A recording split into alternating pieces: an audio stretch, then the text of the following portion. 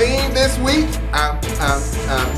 Staying alive, staying alive. The Florida Gators still alive in the men's NCAA tournament. Hello, everybody. Welcome to Porter's Place. Todd Golden's Gators, they've survived and advanced to the Sweet 16. The Gators got it done on Sunday it was. I'm getting my days mixed up. On Sunday against the defending national champions, the UConn Huskies. Folks, I don't know about you, but I knew that it was going to be a battle. UConn, they won back-to-back national championships, and we knew that the Huskies were not going to go down easy, and they did not. Now, I think we have pictures from that game. Walter Clayton Jr. stunting like his daddy, came up with clutch shot after clutch shot in the second half of that ball game, showing you why many are comparing him to the NBA's Steph Curry, who is the greatest shooter of all time in the National Basketball Association. Listen to this, folks. We talked about this on the last Porter's Place. We knew there would be a game or two or three that the Gators would have to really battle it out, and they did. And they made clutch plays when they had to. Now, let me show you some numbers. The Gators now are currently 32-4 overall. Walter Clayton Jr., a first-team All-America guard, finished with 23 points. The Gators improved to 12-1 all-time as a number one seed in the NCAA tournament. It's their 12th trip to the Sweet 16 in program history. Florida will take on Maryland in the West Region semifinals in San Francisco Thursday night at 7:39. Joining me now is my good friend from Locked On Gators, Brandon Olsen, in the house tonight. Brandon, welcome to the show. Yeah, thanks for having me. You mentioned that they were staying alive, and I wasn't sure I was going to make it to that game, honestly. That was a hard stop there on Sunday. No doubt about it, my friend. Brandon, first and foremost, I don't know if you can tell, I'm not a Florida Gators fan. I root for them because they are the only local team still alive in the men's NCAA tournament. Everybody who knows me from these parts know that I'm a Georgia Bulldog fan. It ain't a secret. And you know, Brandon, in sports, you can be biased now. You can tell the team that you're rooting for, but until this NCAA tournament is complete, I'm chomping. I'm with the Gators. Your impressions on the win on Sunday? I thought it was incredible to be able to win that game. I don't think UConn could have played a better game if they tried. I think that their game plan was fantastic. They got a lot of open looks offensively. They just didn't convert. They had an uncharacteristically poor shooting game, and that definitely kept the Florida Gators in it for longer than they maybe should have been. But this felt like one of those games where we've been saying, the Florida Gators, they have their letdown game every now and then. The Georgia game, about a month ago today at this point, and they ended up losing that one, but they fought back from down 26 and came back to take the lead with less than a minute, lost that game. But they've had the games where they've had their letdowns, and this felt good to see them have that letdown at some points, because it always feels like the same thing, right? It always feels like you don't see the hustle plays from the Florida Gators that you can see. You don't see them as quick to switch or as quick to actually successfully switch there. And this felt like a good performance to watch them have those struggles, battle back, and beat a very good UConn team. It's not the UConn team that went back-to-back, right? But still a very good UConn team there. Brandon, as I said at the top of the show, we knew that the UConn Huskies were going to give the Florida Gators all they could in that second-round ball game. But let's talk about the performance of Walter Clayton Jr. Bring Brandon up on the screen, please. Let's talk about the performance of Walter Clayton Jr. 23 points. In that second half, I think in those final 3 minutes, every time this team needed a big shot, they got it. Yeah, he does. I mean, I've been making the joke that, that video of Ashton Hall that's been going around with the morning routine, and he dunks his face in the ice water. That's Walter Clayton Jr.'s blood. There's no other way to put it. He's just ice cold, ice water in the veins there. It's just incredible to watch him because he's done it consistently since he got to Gainesville. Even last year, you look at the Colorado game in the first round of the March Madness tournament, and they lost the game, but Walter Clayton Jr. went off. He hit clutch shot after clutch shot, and that's been his MO, where even when he struggles, even when he's doing some things poorly, against UConn, defense wasn't fantastic by him. Some insane turnovers with the behind the head passes, just crazy things like that. But when Florida needs a clutch shot, he's the guy. And way more often than not, he comes up with that clutch shot that they need. As I was watching the game early on, the Gators had their issues, and then there was a point where UConn, early on in that second half, when they first came out of halftime, they were really getting the ball inside, and they were effective. Could this be an issue for the Gators? I think so at this point. I think that a lot of us looked at the Norfolk State game and saw how many points in the paint Norfolk State had, and the way that I looked at it was, well, Norfolk State was down 20. Let them take their layups. They're not going to come back and beat you, and you can shoot the way that you can shoot. But then you look at the UConn game, and UConn, in a tight game throughout, was hammering inside, and it was working. And that's obviously a cause for concern at this point because it's no longer, oh, well, they were just up so much that they can give up those looks. It was, hey, this might actually be a thing that you're struggling with, and Alex Condon just hasn't been the paint protector that we've seen him be in recent weeks. Pretty much since the Alabama game, he got put on a little bit of a poster, and it looks like he doesn't want to be put on another one, and maybe that's hurting the interior defense there for Florida. And how much of with Alex Condon, because he had the injury, he came back for the final few regular season games, played in the tournament. Is it that he's lost his confidence, or is it maybe possibly he's just not 100%? I think it's a little bit of both. I think that maybe he's not 100%, and so in order to try to offset that, he's like, hey, let me just not put myself in positions where I can make a mistake. But oftentimes, when you're cautious, that's when the worst mistakes happen, or when you're overly cautious, that's when the worst mistakes happen. And it does feel like that's kind of happening. I mean, even as a passer, he hasn't been making the same passes we saw him make in the middle of SEC play. In the middle of SEC play, he was legitimately making like Jokic level pass. He's not Jokic, but he was making Jokic level passes. The way he would just rip the ball across the court from corner to corner. And he's not doing that right now. He's just not playing like the Alex Condon that was getting. He might be a lottery pick talk. He's not playing like that Alex Condon, and we haven't seen him play like that now since before the SEC tournament. And, I think when you consider like an Alex Condon not necessarily playing his best game, the Gators starting slow and then picking it up and doing what they had to do at the end, I feel like this team has proved that they can win any kind of game. Yeah, no team is going to beat the Florida Gators, right? That's not going to happen. They are going to beat themselves. That's the only way that they're going to lose a game is if they do something like shoot poorly. That's kind of it. Outside of that, we've seen them put themselves at any level of adversity, fight through it, come back, and either win the game or come close to winning, which is a moral victory, and we don't care about those. But just to show the fight that they've shown this whole season has been awesome. And I do think that it comes down to the way they play offense, right? They shoot a lot of threes and they make a lot of threes. And I think that when you just combine those, there's really no deficit that's too big because they can always shoot themselves back into it.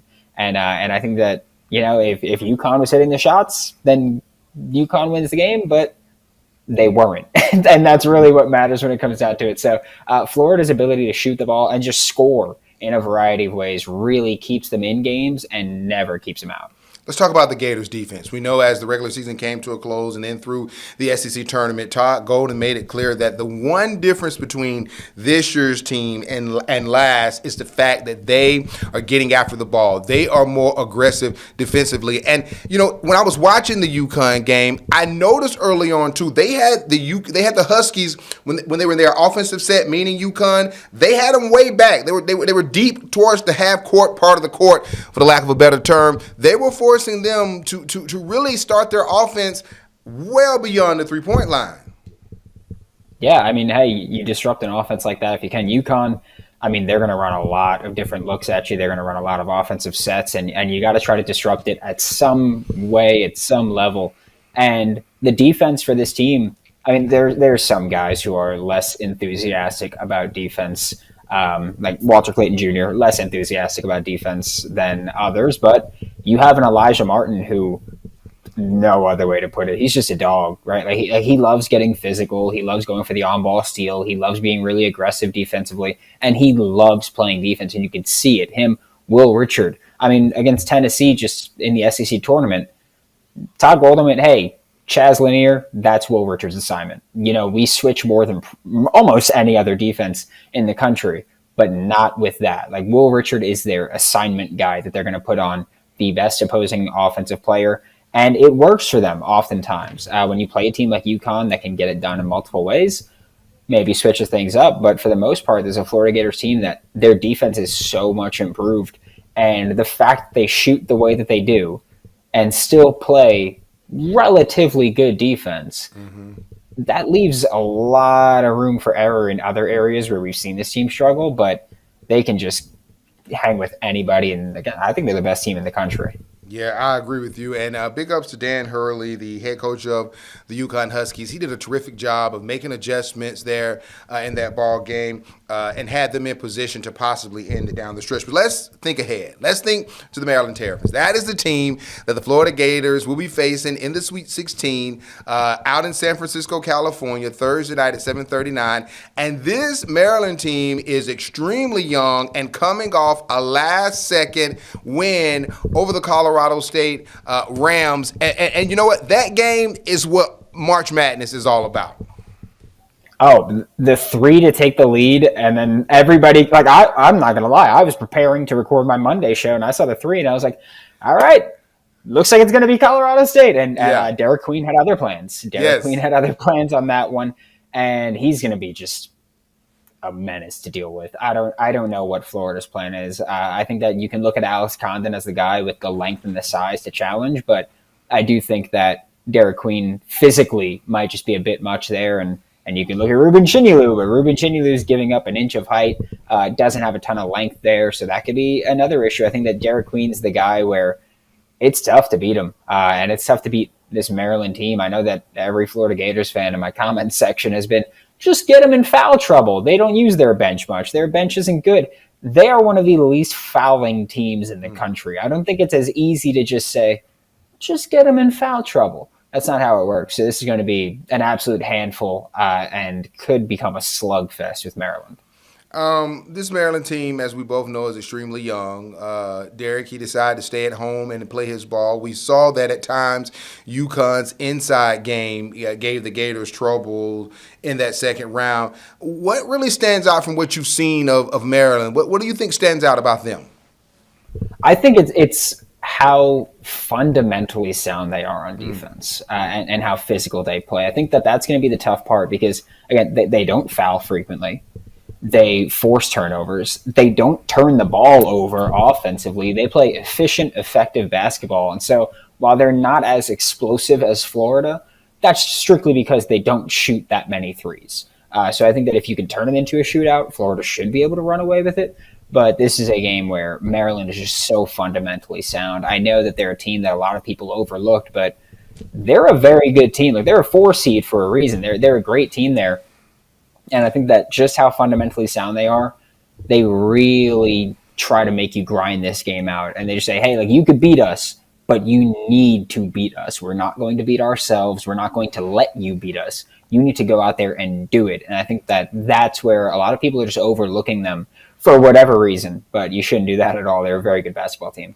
And obviously, as you said, Florida likes to get up and down the court. They want to run it. Maryland wants to be more in a half-court set and don't want to get out and run. You know, when you make the trip, no matter what sport you play, from the East Coast to the West Coast, you always hear coaches and players talking about how tough that is. Obviously, the Gators from Raleigh, North Carolina, they'll be making the trip out west, if they haven't already by now, to San Francisco. This time zone, long travel, do you think will that factor into what could possibly happen on Thursday night? I think it can. That was one thing with, if Colorado State advanced, I was going to be much more concerned about, because that would only be a 1 hour time difference for them. But luckily, both teams have to make that travel, which means both teams are gambling, essentially, right? Like both teams could come out and be completely unaffected. Neither team could be their usual selves, or one team can be affected by that. You just hope that it's not yours. But yeah, that travel is absolutely a bit of a concern for me, because really their internal clock, that's going to be 10:39 p.m. Right. That's going to be 4:39 p.m. for them. So, and they've been worse in the earlier games. And so for me, like I look at that and I'm like, okay, well, they've been better at the night games. I want them to play the night games, but I don't know how that's going to adjust for them internally if they're still going to be on, hey, this is a day game kind of mindset. Do you think advantage, disadvantage when you are a young Maryland team and coming off such emotional game like they did, coming off that win over Colorado State? I'm absolutely going to hope that they're a little overzealous and amped up about that one. I do think that Florida's experience has been just such a benefit for them throughout this entire tournament, especially with Elijah Martin, who he's been here. He's done that. Nobody else on this team has been here, done that. And if I'm not mistaken, Maryland doesn't even have a depth player that's been here, done that. This is uncharted territory for so many people. Todd Golden's never been in this situation. This is strictly Elijah Martin's gone to the Final Four before. He's gone through this whole ringer of a tournament, basically.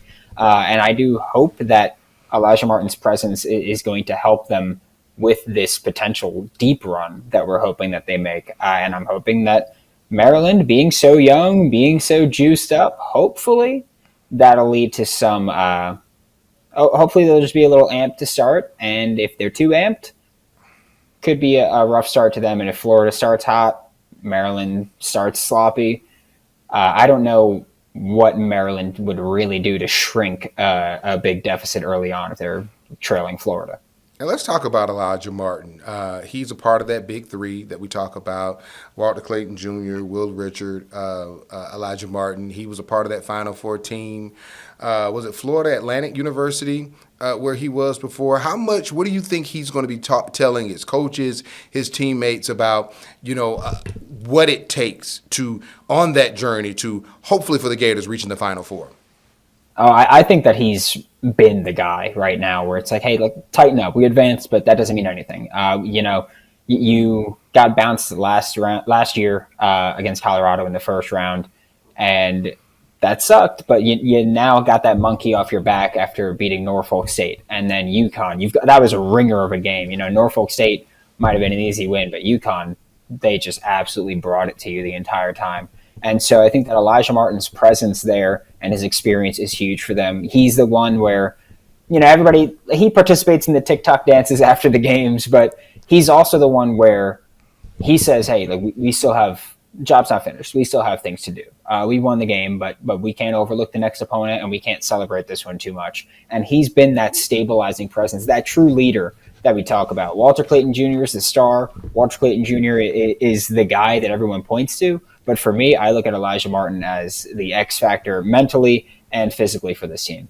Brandon, my bracket, I told you when we spoke maybe last week that I had 4 teams, if you can show them please, in the SEC, making it to the Final Four: Auburn, Florida, Bama, Tennessee. All of these teams are still alive. In fact, there are 7 SEC teams still in this tournament, but that's not really what I want to talk about. We have if I'm correct here, and correct me if I'm wrong, we have no one from the smaller conferences still alive in the NCAA tournament. You're all from one of the big power conferences. What does this say about college basketball, and how does that? Why is that? You usually have a Cinderella. I think that part of it is, the portal. We're going to be honest about things, right? Part of it's the portal, part of it's NIL. I think that part of it also is that it felt like, when Todd Golden was with San Francisco and when a bunch of other teams that were smaller schools have made these runs. You could look at Detroit last year. It's teams that shoot the 3 ball a ton, that are built around basically analytics basketball, right? Effective field goal percentage. We want catch and shoot threes around the rim twos, protect the basketball and take the basketball away, get offensive rebounds, don't give up offensive rebounds, get to the line. All those things. It felt like a few years back that was a big mindset for some of these Cinderella teams. But now those coaches are coaches at power programs. Todd Golden, who got there with San Francisco, now he's at Florida. And those other coaches that have made those runs, Mark Pope with BYU, when earlier in his career they were a smaller team, but then now he's at Kentucky and he's at a big program. And so I think that part of it is just these teams that had smaller coaches or smaller school coaches that were built around the three ball, built around analytics, built around running in transition. Those guys are just at SEC programs now, or big programs now, and that's where the difference kind of is. And eventually, we'll see some kind of change that's an innovation, and smaller school coaches will make a run again. But right now, I don't think Stephen A. Smith is right in saying that this is the death of college basketball, that all those teams didn't make a run one year out of the past Lord knows how many. But I do think that part of it's just the time that we're at right now. Part of it is the portal, but you'll also see, I think, some schools start to invest in different ways. Sacramento State just hired Mike Bibby as their head coach. And so I think having that former player, we've seen it be successful in football. And now maybe we see it be successful with basketball there. And I wouldn't go as far as to say, as you said, Stephen A. saying this is the death of college basketball. But when you factor in NIL and you factor in the transfer portal, you got to believe, though, if we don't find something, and I'm not talking about managing any of that stuff, but if this happens again, say next year and the year after that with none of the smaller conferences in there, doesn't that kind of take away from the sexiness, the fun of this tournament?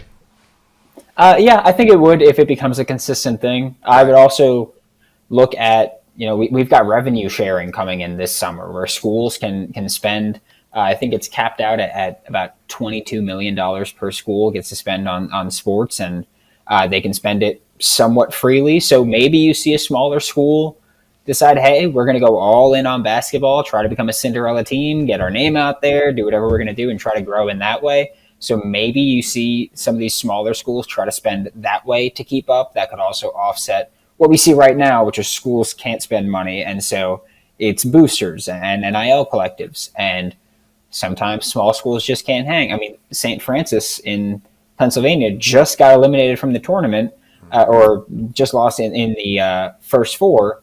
And then now they've announced today that they're going from D1 to D3 because they can't keep up with NIL demands. And just the financial restrictions or financial challenges, we'll say.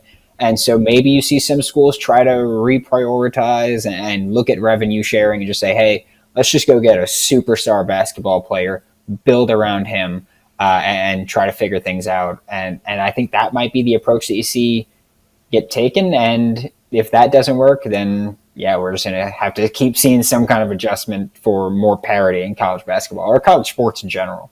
All right, let's get back to the main thing. The main thing is Thursday night showdown between Florida and Maryland at 7:39 Eastern time, which is taking place out in San Francisco, California. Let me say this. I have full confidence in Todd Golden. I think this team has played its worst game that it's going to play so far in the tournament against UConn. And it's only because, as I said, UConn, they played with a lot of pride. You don't win back-to-back national titles if you don't have pride and love for your school. Thirdly, the guard play that we got, and in particular, Walter Clayton Jr., an assassin. This guy has come up with big play and big shot after big shot, and when he isn't doing it, it's Elijah Martin. And when it's not him, it's Will Richard.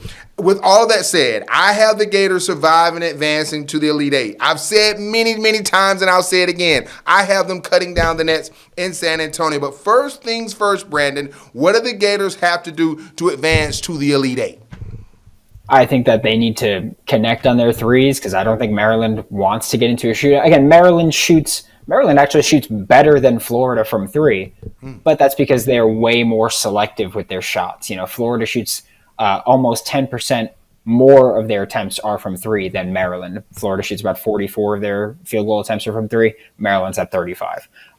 So while Maryland may shoot a higher percentage, if you're shooting 12 to 14 threes and Florida's shooting 20 something, Florida's going to win that advantage. And so I think Florida has to force Maryland to take those threes, take the threes that they don't want to take. They only really shoot wide open looks. And so I think Florida needs to force them to shoot more, lock down the paint a bit. And I think that one thing against Maryland specifically, keep running, pick up the tempo, pick up the pace. Maryland doesn't use their bench much. I get it. They're the Crab Five. Great nickname. They don't use their bench much.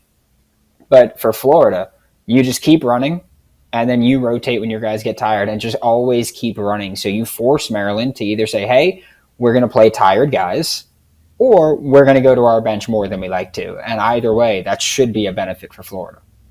Outside of Walter Clayton Jr., who are you expecting to go off Thursday night? I need it to be Will Richard. I feel like he kind of figured it out a little bit. He was struggling through a portion of the SEC tournament, looked a bit rough in the Norfolk State game. He just looked like he was, I don't know, like a step slow against Norfolk State. UConn, he started to hit some shots. He started to figure some things out. I think that he's settled back down. I think that he's figured out his rhythm again. And if you've got Walter Clayton Jr. creating shots the way that he creates shots, and you've got Elijah Martin just being the menace that he is overall on the court, and then Will Richard actually connecting on his threes, being aggressive with just pulling the shots, then I think that they're just an incredibly difficult team to beat. And in March, guard play matters more than anything else. All right. Brandon Olsen, Locked On Gators. He is the man. Everything you said so far has come to fruition. It's been true. Now, I know Cleo, the psychic, went to jail for predicting things, but you've been accurate and you've backed it up. You've attributed and backed it up with facts. So good to see you, my friend. We will be talking again this week. As I said at the top, the Florida Gators playing on Thursday night, 7:39 against Maryland. Good to see you, Brandon. I'll be seeing you real soon. And if we could show the full screen right quick again with the Gators record, 32-4. Walter Clayton Jr. will be entering this game coming off a 23-point performance against the UConn Huskies. You see he is a first-team All-American. Gators' 12th trip to the Sweet 16, in the Sweet 16 for the first time since 2017. Again, Brandon Olsen, Locked On Gators, you are the man. Thank you for watching, everybody. Go Gators, go. I'll see you the next time.